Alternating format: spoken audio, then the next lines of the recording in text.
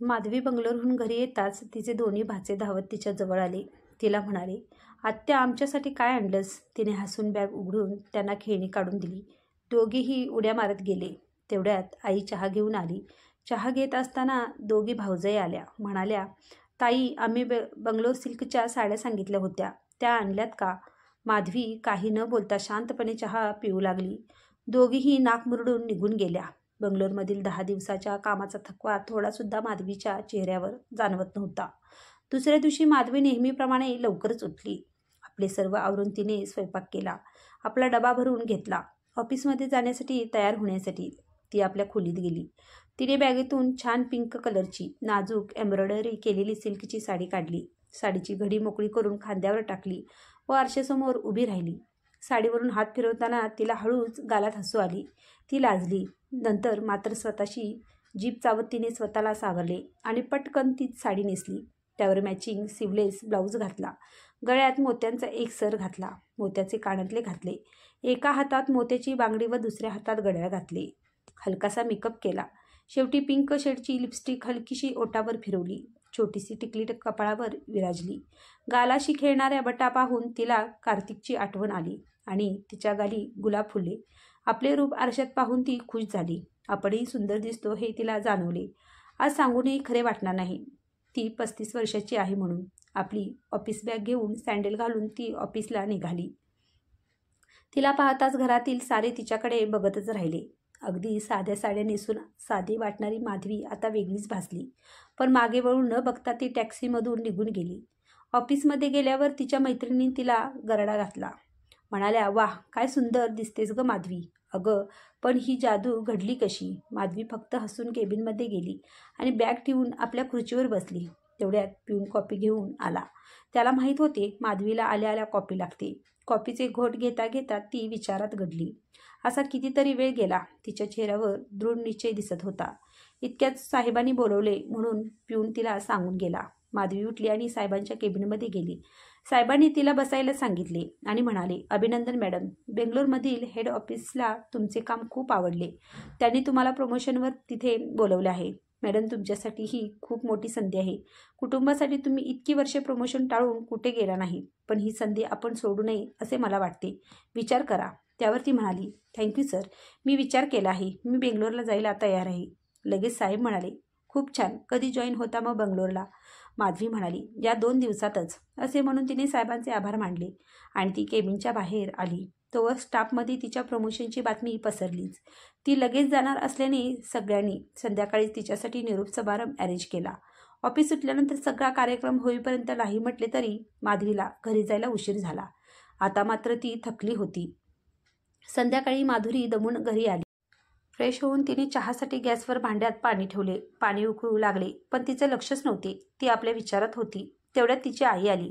पाणी उकळत असलेले पाहून म्हणाली, माधवी लक्ष कुठे आहे तुझं? पाणी केव्हाचे उकळत आहे. माधवी लगेच सावध झाली. तिने साखर, चहा पावडर टाकली. नंतर दूध टाकून चहा हलव केला. कप भरून घेऊन ती बाहेर आली. चहाचा वास घेताच दोन्ही बेडरूममधून दोघे भाऊ व दोघी भावजई आल्या. आई वडील सगळे चहा घेऊ लागले. एक भाऊ म्हणाला, खायला नाही का केले ताई? ते ऐकताच माधवीच्या डोक्यात तिडीक आली. म्हणाली, अरे मी सुद्धा तुमच्यासारखी दमून येते ना. तुमच्या बायका 4-4:30 वाजताच घरी येतात. त्यांना का नाही सांगत करायला? उलट मी आल्यावर चहा करते, तेव्हा या महाराण्या आयत्या चहा घ्यायला येतात. मी कितीही दमलेले असले तरी सकाळ संध्याकाळ मीच स्वयंपाक करायचा. आईच मला थोडीफार मदत करते. या दोघी कधी किचनमध्ये येतात का?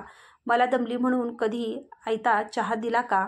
आता बस झालं तुमचं हे मला गुंडाळणं. माझी बंगलोरला बदली झाली आहे. मला प्रमोशन मिळाले आहे आणि मी बंगलोरला उद्याच जाणार आहे. मी आतापर्यंत तुमच्यासाठी खूप केलं, पण कुणालाही माझी किंमत नाही. असे म्हणून ती तडक आपल्या खोलीत गेली. छान स्वभावाच्या माधवीच्या अनपेक्षित उत्तराने सारे अवाक झाले. ती खोलीत गेली. कॉटवरून पडून उशीत डोकं खुपसून तिने अश्रूंना वाट करून दिली. असा किती वेळ गेला कळलंच नाही. थोड्या वेळाने दारावर टकटक ऐकायला आली. माधवी म्हणाली, कोण आहे? आत या. तिचे वडील लाचार चेहरा करून हळूच आत आले. म्हणाले, माधवी तू बंगलोरला चाललीस, पण तेथून पैसे पाठवशील ना? माधवी एकदम कडाली. का तुम्हाला पेन्शन आहे ना? आणि तुमच्या 2 मुलांची तुम्हाला सांभाळण्याची जबाबदारी नाही का? मी इतकी वर्षे तुमच्या संसाराचा गाडा ओढते आहे. तुमच्या 2 मुलांची शिक्षणं केली. दोघेही छान शिकले. त्यांना चांगली नोकरी लागली, त्यांची लग्न मी करून दिली, त्यांच्या मुलांना डोनेशन भरून चांगल्या शाळेत घातले, पण अजूनही तुमच्या माझ्याकडून अपेक्षा संपतच नाही. बाबा, मी पण एक माणूस आहे हो, मलाही मन आहे, याचा तुम्ही कधी विचारच केला नाही. मी माझ्या हुशारीवर शिकले, चांगली नोकरी लागले, घरात तुम्हाला मदत व्हावी म्हणून मी सर्व पगार तुम्हाला देऊ लागले, घरात आर्थिक स्थैर्य आले, मलाही आनंद होत होता. पण बाबा, तुम्ही माझ्या पैशाला चटावलात. माझ्या भावांनाही हीच सवय लागली. स्वतःचे पैसे अजूनही माझ्याकडून किती व कसे पैसे काढता येतील याचाच दोघे विचार करत असतात. कधी गाडी घ्यायची म्हणून, कधी बायकोला दागिने करायचे म्हणून मला ते लुटत राहिले, पण स्वतःच्या बँका मात्र भरत राहिले.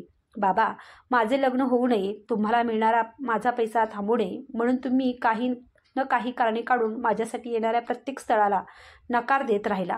नंतर माझ्या ऑफिसमधल्या कार्तिकवर माझे व त्याचे माझ्यावर प्रेम जडले. आम्ही लग्न करणार होतो, पण कसे कुणास ठाऊक तुम्हाला ते कळले. तुम्ही कोणाला भेटून काय केले माहीत नाही. कार्तिकची कुठेतरी लांब बदली झाली, त्याच्याशी माझा संपर्क राहणार नाही याचा पूर्ण बंदोबस्त तुम्ही केला. पण बाबा, आता मी ऑफिसच्या कामानिमित्त बंगलोरला गेले, तेथे कार्तिक हेड म्हणून होता. एवढा स्मार्ट माणूस, पण त्यांची पारया गेली होती. बाबा, मी त्याला भेटले तेव्हा तुमचे कारनामे कळले, पण तो अजूनही माझ्यावर प्रेम करतो.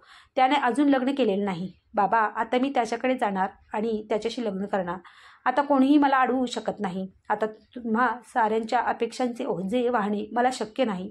माधवी खंबीरपणे बोलत होती, पण तिच्या डोळ्यातून कटू आठवणींचे ढग भरभरून वाहत होते. वडिलांनी खाली मान घातली व निमूटपणे खोलीतून ते निघून गेले. कथा कशी वाटली हे कमेंट करून सांगा आणि आवडली असेल तर लाईक करा. चॅनलवर नवीन असेल तर सबस्क्राईब नक्कीच करा. धन्यवाद.